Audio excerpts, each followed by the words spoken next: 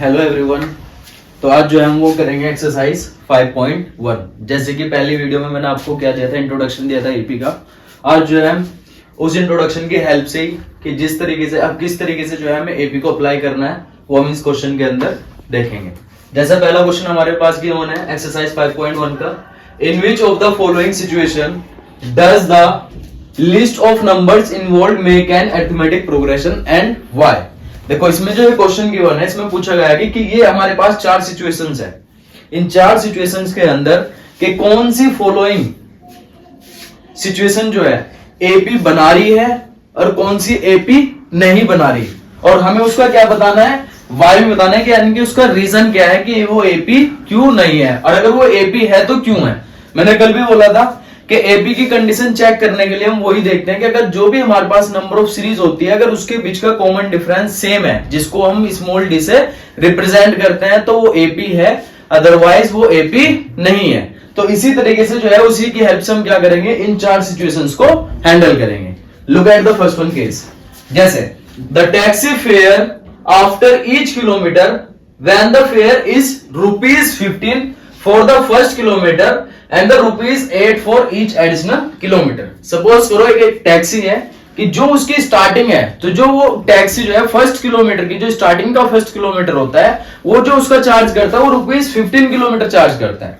और अगर कोई बंदा सपोज करो उस टैक्सी को बुक करने के बाद 1 किलोमीटर से ज्यादा, जैसे 5 किलोमीटर 10 किलोमीटर, अगर 1 किलोमीटर से ज्यादा किलोमीटर चलता है तो उसके बाद उस पर सेकंड किलोमीटर, जैसे फर्स्ट किलोमीटर पे तो ₹15 लगेगा और सेकंड किलोमीटर पे उसका जो चार्ज हो जाएगा उसमें ₹8 एडिशनल हो जाएगा हर एक किलोमीटर के ऊपर।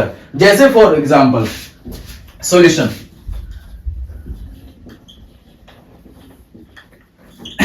जैसे हम देखते हैं कि जो फेयर रुपीज है वो कितने हैं, वो हमारे पास ₹15 के, यानी कि मानने की बात है वो कितना चार्ज कर रहा है फर्स्ट स्टार्टिंग किलोमीटर के लिए ₹15। और उसके बाद उन्होंने बोला कि अगर वो 1 किलोमीटर से ज्यादा किलोमीटर चलता है तो वो हर एक किलोमीटर पे 8 किलोमीटर चार्ज एक्स्ट्रा करेगा। जैसे फेयर फॉर 1 किलोमीटर, तो ऐसी सेकंड किलोमीटर के लिए वो क्या करेगा, जैसे हम दूसरे किलोमीटर की बात करेंगे तो उसमें 15 में क्या ऐड हो जाएगा, 15 प्लस 8, क्योंकि 15 तो फर्स्ट किलोमीटर का था और जो ये 8 है ये सेकंड किलोमीटर का है, तो यानी कि ये कितना हो जाएगा आपके पास 23 हो जाएगा, ₹23 हो जाएगा। उसके बाद ऐसी 3 किलोमीटर के लिए भी ऐसी हो जाएगा। अब हमने मानने के बाद 2 किलोमीटर के लिए कितने रुपीज है, ₹23 है। और उसके बाद 3 किलोमीटर में फिर से क्या हो जाएगा, 1 किलोमीटर के लिए ₹8 एक्स्ट्रा ऐड हो जाएंगे। उसके बाद फिर से कितना हो जाएगा अमाउंट, ₹31। और 4 किलोमीटर के लिए फिर से क्या हो जाएगा, फर्स्ट वाले में ₹31 हो चुका था, उसके बाद फिर से उसमें कितने रुपए ऐड हो जाएंगे, ₹8 ऐड हो जाएंगे, और जो कि कितना हो जाएगा ₹39। अगर मैं इसको एपी बना के देखता हूं तो हमारी जो एपी बन रही है वो बन रही है 15, 23, 31, 39 एंड अप टू 7। ठीक है। अब जैसे हम मैं इसको चेक करके देखता हूं कि जो ये मेरी एक नंबर ऑफ सीरीज बनी है क्या ये एपी है या नहीं। जैसे कि मैंने कल भी बोला था कि एपी को जो हम रिप्रेजेंट करते हैं वो टर्म से रिप्रेजेंट करते हैं। जैसे ये हमारे पास फर्स्ट टर्म, सेकंड टर्म, और ये हमारे पास थर्ड टर्म, और उसके बाद ये हमारे पास फोर्थ टर्म। अगर मैं इनका डिफरेंस चेक करता हूं, अगर मैं स्मॉल डी निकालता हूं जो कि मैंने कल भी बताया था कॉमन डिफरेंस, तो वो कितना हो जाता है A2 माइनस A1, और A2 minus A1 means 23 minus 15 that is 8। और अगर मैं एक बार और करके देखता हूं, D is equals to A4 minus A3. A4 is how much? We know 39 minus 31 and the difference is 8. Now we can check in each the digit. The common difference is 8. Therefore this is an AP. क्योंकि हमारा जो common difference आ रहा है वो हर एक case में कितना आ रहा है, 8 का difference आ रहा है। तो therefore this is an AP. यानी कि ये एक अरिथमेटिक प्रोग्रेशन है। क्यों है, बिकॉज इसका जो कॉमन डिफरेंस है वो 8 आ रहा है। ऐसे अब हम सेकंड केस पे स्विच ऑन करते हैं। The amount of air present in a cylinder, एक सिलेंडर है और सिलेंडर के अंदर की कितनी अमाउंट ऑफ एयर जो है उसके अंदर प्रेजेंट है cylinder, when a vacuum pump remove जो उसमें क्या लगा हुआ है, एक वैक्यूम पंप लगा हुआ है, और वो क्या कर रहा है, उस एयर को रिमूव कर रहा है। और कितनी रिमूव कर रहा है, 1/4 of the remaining in the cylinder at a time. वो मतलब हर एक पर्टिकुलर टाइम के लिए कितनी रिमूव कर रहा है, जो टोटल एयर प्रेजेंट है उस सिलेंडर के अंदर, ये कितनी एयर को वो रिमूव कर रहा है, वो हमने चेक करनी है कि क्या ये कंडीशन एपी बना रही है या नहीं बना रही है। ठीक है, तो उसके लिए हम लेते हैं let the volume of cylinder be 64L। ठीक है, ये टोटल वॉल्यूम है हमारे पास। अब जो हमारा एयर रिमूव कर रही है, वैक्यूम पंप जो हमारे एयर रिमूव कर रहा है, तो पहले केस में हम वो चेक करेंगे, जैसे फर्स्ट केस में अभी टोटल कितना था, 64। टोटल एयर कितनी थी, 64। लेटर हमने उसे एज्यूम किया। उसके बाद हमने क्या करना है कि उसमें से 1/4 जो है वो रिमूव कर दी। 1/4 यानी कि अब हम क्या करेंगे, 64 का अगर हम 1/4 निकालते हैं तो वो कितना आता है हमारे पास, जैसे 4, 32 to 16। तो अगर हम उसका 1/4 निकालते हैं 64L का, तो टोटल वो कितना आता है हमारे पास, उसको हम माइनस कर देंगे उसमें से। तो हमारे पास जो वॉल्यूम बचेगी अब इसमें 16 माइनस करने के बाद वो बचेगी हमारे पास कितनी, 48। ठीक है, अब ऐसे हम क्या चेक करते हैं, अब हमारे पास सेकंड केस में जो एयर बची वो कितनी बची, वो 48 बची। फिर से हम क्या करेंगे, 48 का 1/4 निकालेंगे, यह आ जाएगा हमारे पास कितना, 12 आ जाएगा। और फिर हम इसमें से क्या करेंगे, 12 को माइनस कर देंगे तो कितना आ जाएगा, ये आपके पास 36 आ जाएगा। उसके बाद थर्ड केस में हम लोग लेंगे, हमारे पास कितना रिमेनिंग था, 36। अब 36 में हम लोग फिर से 36 का क्या करते हैं, 1/4 निकालते हैं। 36 मल्टीप्लाई बाय 1/4 दैट इज 9। और फिर से मैं क्या कर देता हूं, इसमें 9 को क्या कर देता हूं, सब्ट्रैक्ट कर देता हूं, तो वो कितना आ जाएगा मेरे पास, 27। अब मेरे पास एक तरीके से 3 टर्म मिल गई, यानी कि एक सीरीज बन गई है, जो कि 48, 36, 27। अब मुझे इसे चेक करके देखना है कि क्या ये एपी है या नहीं।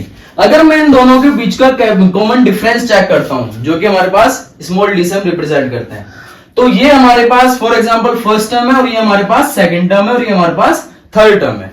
तो सेकंड टर्म में से हम क्या करते हैं, फर्स्ट टर्म को सब्ट्रैक्ट करते हैं। उसके बाद हो जाएगा हमारे पास d is equals to a2 minus a1. a2 is how much, 36 minus 48, that is how much, minus 12.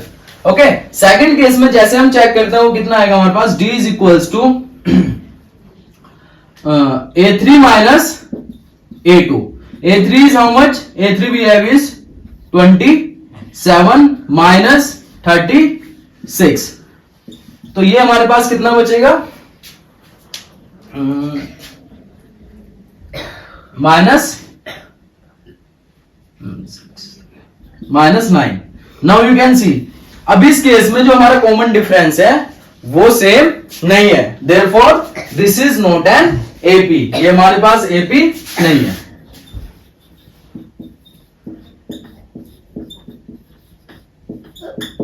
तो therefore this is not an AP. Now we come to the third step.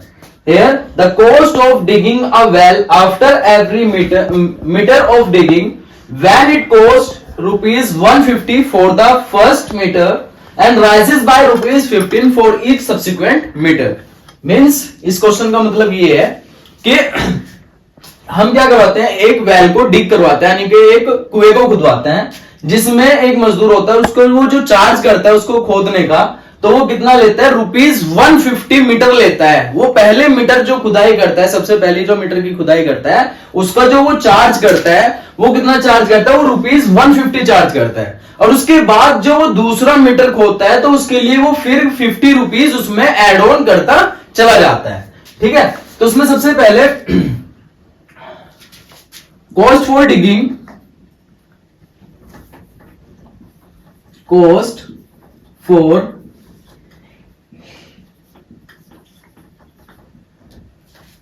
digging well starting 1 meter, starting 1 meter is ₹150 and another side 2 meter के लिए वो कितना charge करता है, another 2 meter के लिए वो कितना चार्ज करता है, उसमें वो एड ऑन करता है ₹150, तो वो फर्स्ट मीटर के लिए लेता है, उसके बाद वो उसमें कितने के एड ऑन कर देता है, प्लस ₹50 का एड ऑन कर देता है, जो कि हमारे पास कितना हो जाता है ₹200। उसके बाद थर्ड केस में फिर से वो क्या करता है, 3 मीटर के लिए कॉस्ट कितने चार्ज करता है, 3 मीटर के लिए वो करता है, जैसे हमारे पास ये 200 बना था, उसके बाद 50 इसमें फिर से क्या हो जाएगा, एड ऑन हो जाएगा। ऐसे ही उसमें क्या कर देगा, 4 मीटर के लिए एड ऑन हो जाएगा, ये 250 हो जाएगा। ऐसे ही वो 4 मीटर के लिए एड ऑन करेगा तो कितना हो जाएगा, 250 प्लस 50 दैट इज ₹300। अब इसकी हम क्या कर लेते हैं, केपी की एक सीरीज बना लेते हैं, जैसे for example ₹150, after that 200, after that 250 and 300 up to so on. ठीक है, तो इस केस में भी हम क्या करेंगे, कॉमन डिफरेंस चेक करेंगे। अगर कॉमन डिफरेंस हर एक डिजिट के बीच में सेम है तो दैट मींस वो एपी है, अदरवाइज वो एपी नहीं है। जैसे अगर हम ये हमारे पास क्या है, first term, second term, third term and the fourth term. तो जैसे हम इसका कॉमन डिफरेंस निकालते हैं इस केस में और इन दोनों केसेस में, तो हमारे पास जो डी आता है वो कितना आता है, A2 माइनस A1।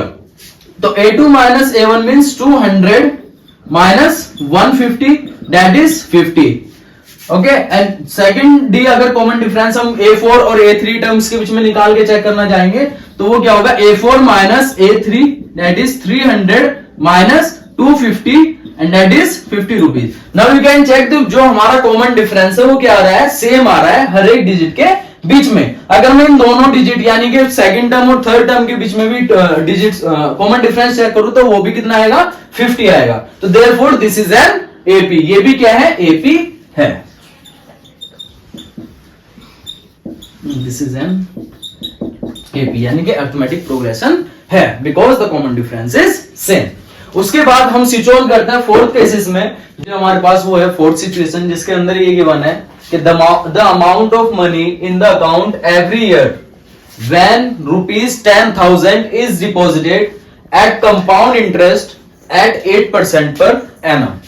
ठीक है, फोर्थ सिचुएशन जो हमारे पास गिवन है कि अगर सपोज हम एक साल में स्टार्टिंग में 10,000 डिपॉजिट करते हैं तो आफ्टर 1 ईयर उसमें जो कंपाउंड इंटरेस्ट 8% जो है उसमें एड ऑन हो जाता है। ठीक है, जैसे हमने 10,000 डिपॉजिट किए, स्टार्टिंग अमाउंट जो था हमारा, स्टार्टिंग अमाउंट डिपॉजिटेड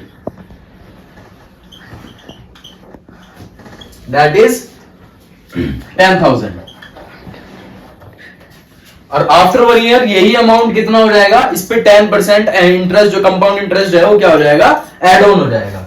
ठीक है, जैसे amount after 1 year, amount after 1 year that is, अब अगर हम 10,000 का 8% निकालते हैं प्लस 8%, तो 10,000 का जो हमारे पास 8% आता है वो आएगा 10,000 इंटू 8/100। जीरो से जीरोस कैंसिल आउट हो जाएगा, ये आएगा हमारे पास 800 यानी कि 10,000 प्लस 800। तो टोटल डिपॉजिटिंग अमाउंट जो होगा हमारे पास वो कितना होगा, वो हो जाएगा 10,800 आफ्टर 1 ईयर। और उसके बाद फिर से हम अनदर ईयर के लिए चेक करेंगे कि जो दूसरा ईयर होगा इसके आफ्टर 1 ईयर के बाद उसमें कितना इंटरेस्ट और टोटल कितना अमाउंट हो जाएगा। और सेकंड ईयर के लिए जैसे ही हम इसका 8% निकालेंगे तो कितना आएगा, 10800 मल्टीप्लाई बाय 8/100। और जैसे मैं इसकी मल्टीप्लाई करूंगा ये आएगा मेरे पास 864 और फिर मैं इसको क्या कर दूंगा, 864 को इसमें ऐड कर दूंगा और ऐड करने के बाद उसमें जो अमाउंट बनेगा वो कितना बनेगा 11,664। अब देखो हमारे पास ये 3 कंडीशन होगी, फर्स्ट, सेकंड एंड थर्ड। अब तीनों को टर्म्स इन हम क्या मानते हैं, अज्यूम करते हैं टर्म्स के फॉर्म में। तो फर्स्ट स्टार्टिंग टर्म लेते हैं हम 10,000 और सेकंड टर्म जो हम लेंगे वो लेंगे 10,800 एंड आफ्टर दैट जो थर्ड टर्म लेंगे वो लेंगे हम 11,664। अब इसमें हम चेक करेंगे कि क्या ये एपी है या नहीं। वो हम कैसे चेक करेंगे, इन दोनों का कॉमन डिफरेंस निकालेंगे, क्योंकि ये हमारे पास क्या है, फर्स्ट टर्म, ये सेकंड टर्म और ये हमारे पास है थर्ड टर्म। तो फर्स्ट का अगर कॉमन डिफरेंस जैसे ही हम निकालेंगे तो वो आएगा A2 माइनस A1 जो कि हमारे पास कितना होगा 10,800 माइनस 10,000 दैट इज 800। और ऐसे ही अगर हम इसको सेकंड केस में चेक करते हैं तो कितना आएगा D is equals to A3 minus A2, वो क्या हो जाएगा हमारे पास 11,664 माइनस 10800 जो कि हमारे पास कितना आ जाएगा 864। Now you can check. अब आप देख सकते हो कि इन दोनों में जो डिफरेंस है, दोनों का जो कॉमन डिफरेंस है वो सेम नहीं है, therefore this is not an AP. तो फर्स्ट क्वेश्चन में जो है इस तरीके से कोई भी अगर क्वेश्चन आता है तो हमें उनको क्या करना है, उसकी लैंग्वेज को अंडरस्टैंड करके कॉमन डिफरेंस चेक करना है और उसी के बेसिस पे हम क्या कर सकते हैं, बता सकते हैं कि ये एपी है या नहीं है।